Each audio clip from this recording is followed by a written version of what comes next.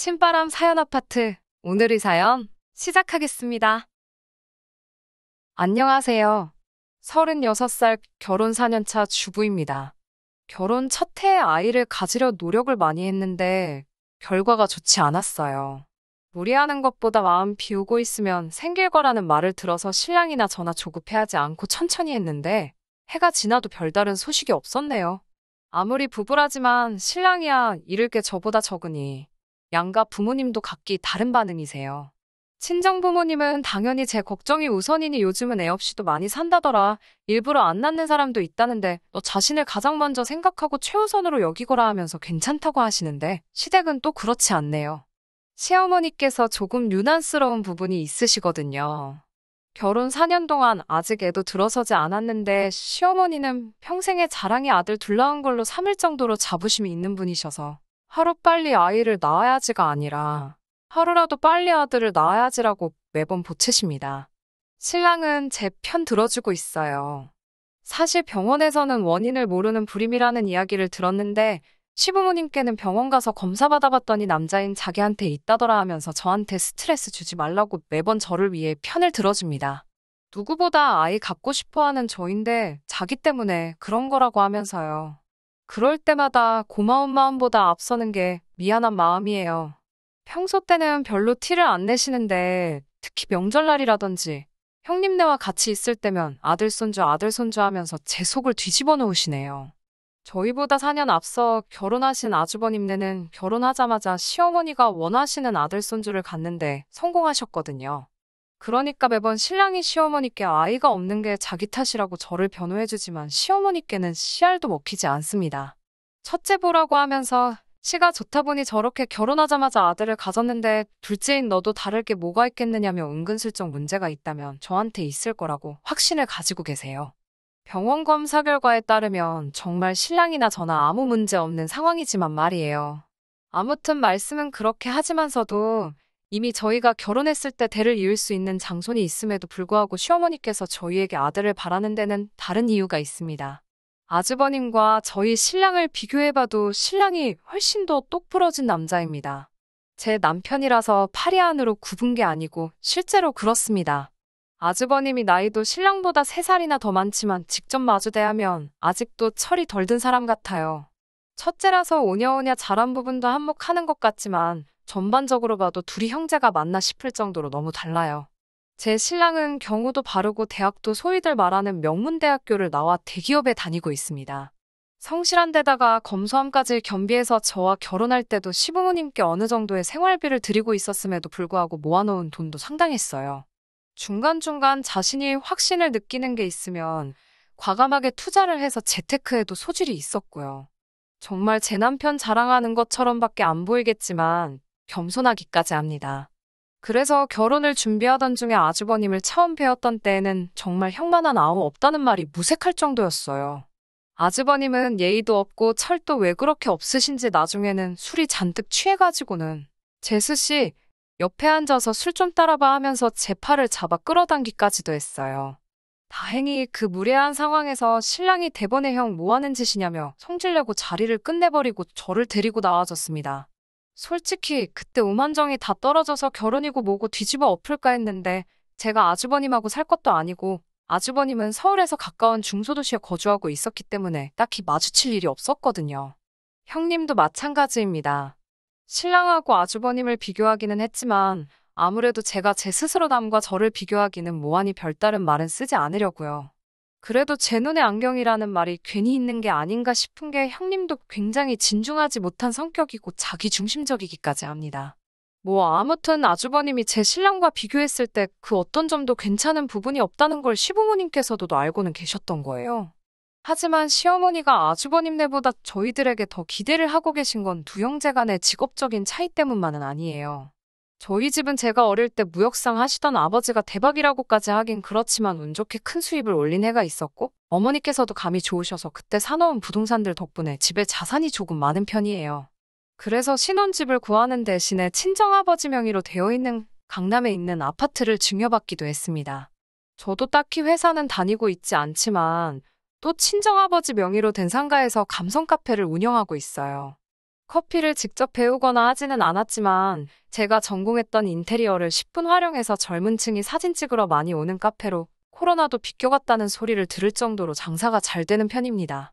가장 극심했던 작년 여름에도 입장에서 사진 찍으려고 줄을 설 정도로 장사가 잘 되었고 달에 제가 가져가는 수입만 해도 대기업 다니는 우리 신랑 기죽을 만큼 많이 벌어요. 그렇다고 제가 진짜 돈으로 신랑 기죽이는 건 아니고요. 안정적인 직장에 복지까지 있는 회사 다녀주는 신랑 덕에 제가 득을 보는 것도 있죠. 아무튼 저희가 아주버님네에 비해서 경제적으로 넉넉하니 시어머니는 아주버님네 아이가 아들 장손이라고 하지만서도 은근 저희한테도 아들이 있었으면 하시는 부분이고요. 그런데 결혼하고 한 해, 두 해가 지나면서 통 아이 소식이 없으니 시어머니께서 조금 극성으로 변하신 부분이 없지 않아 있습니다.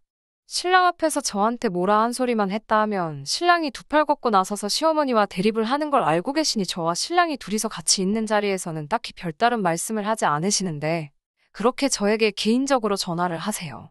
일하느라 바빠서 전화를 못 받는다 치면 그걸로도 뭐라고 하시고 그런 일이 종종 있어서 신랑한테 이야기를 했더니 여느 때처럼 신랑이 시어머니께 한 소리를 했나 봐요.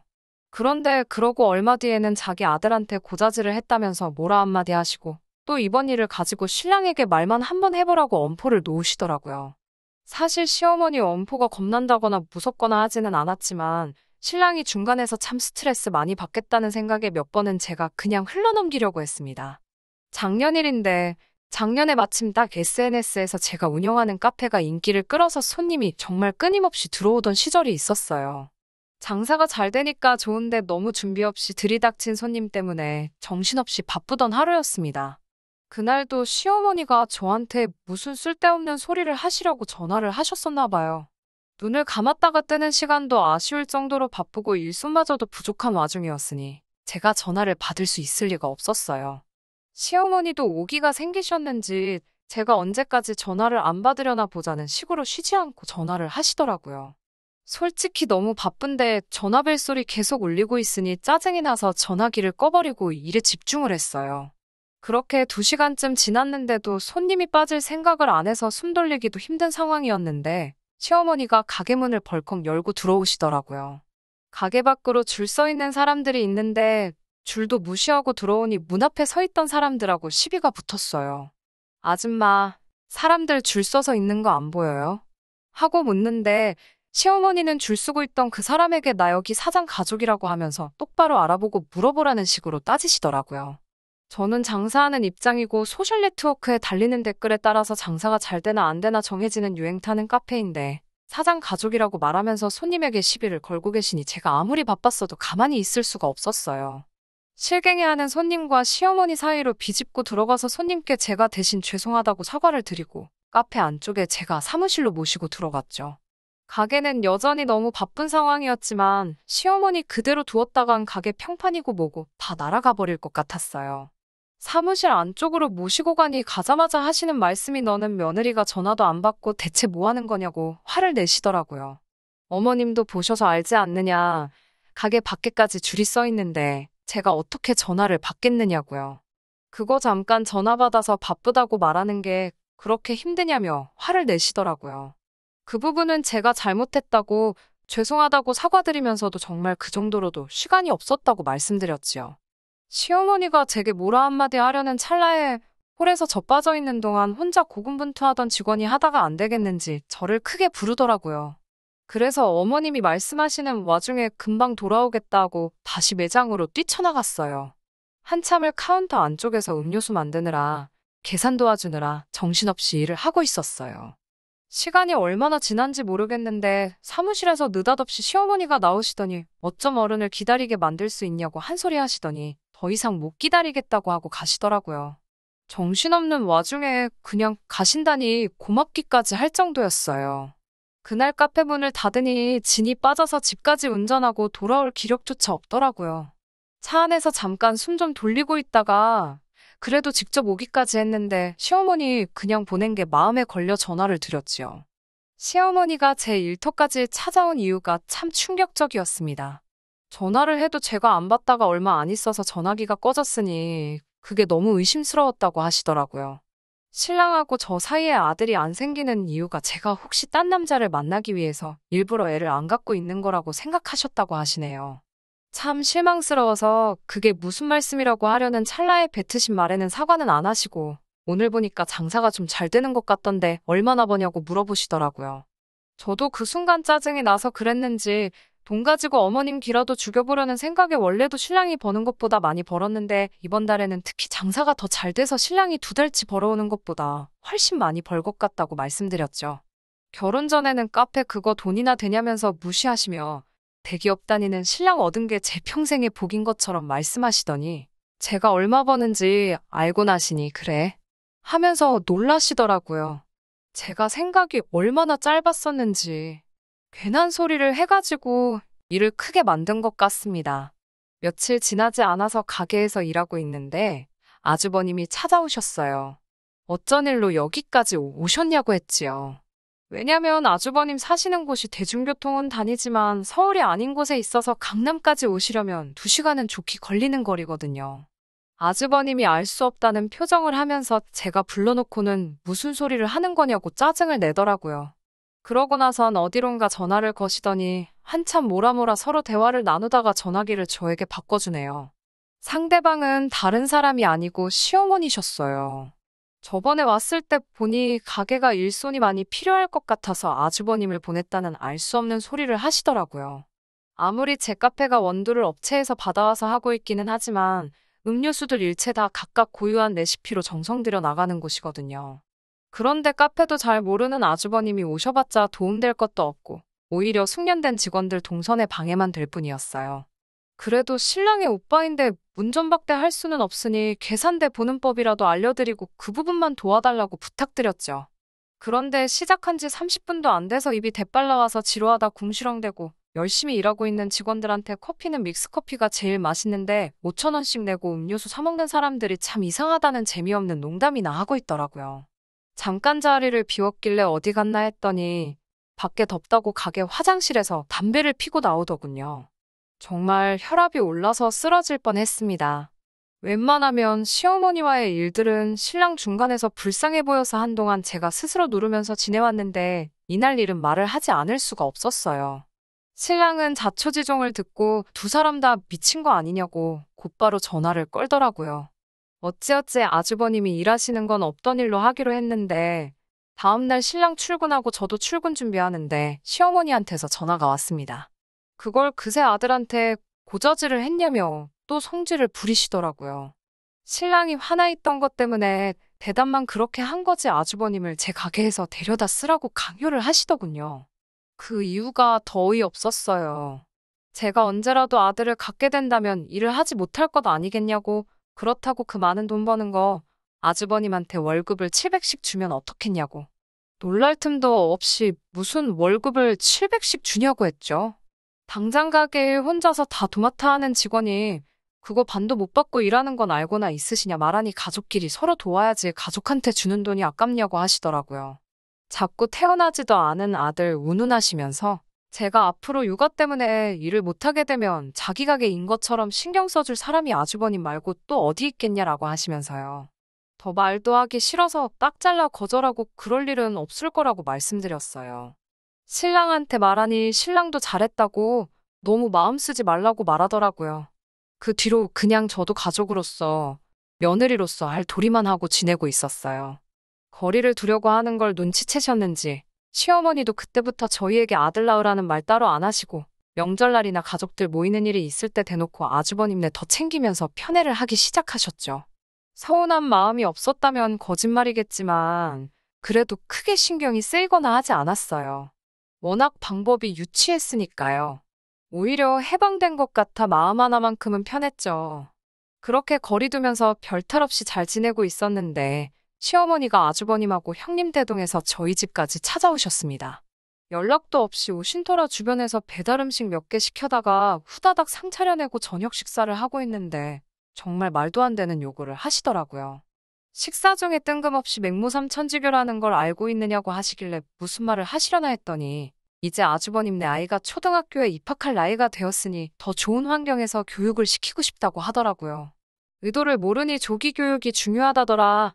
좋은 결정인 것 같다 뭐 이런 식으로 장단 맞춰주고 있었는데 무슨 계획이라도 있는 줄 알았더니 대뜸 하시는 말씀이 저희는 월세방을 구하던지 해서 나가 살고 지금 살고 있는 이 집을 아주버님네 아이가 대학교 들어갈 때까지 살게 너네가 양보를 하라고 하시더군요.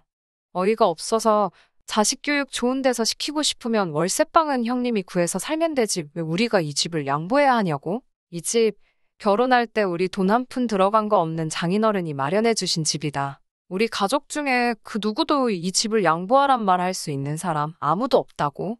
제가 말하기도 전에 신랑이 나서서 어머님께 큰 소리를 치더라고요. 그랬더니 형님이 월세방에 살면 아이가 무시당한다고 하더라고요. 요즘 애들이 그런 거 더하다고 학군도 중요하지만 인맥도 중요한 법이라면서 어려서부터 한 동네에서 같이 자란 친구들이 다 자기네 아이한테 좋은 재산이 될 거라고 설명을 하대요. 자기들이 월세방 같은 데서 살았다간 애가 앞으로 또래 친구들한테 무시당하고 미운 털이나 박히지 암만 공부를 잘해도 요즘은 인맥이 없으면 아무런 쓸모가 없다면서요.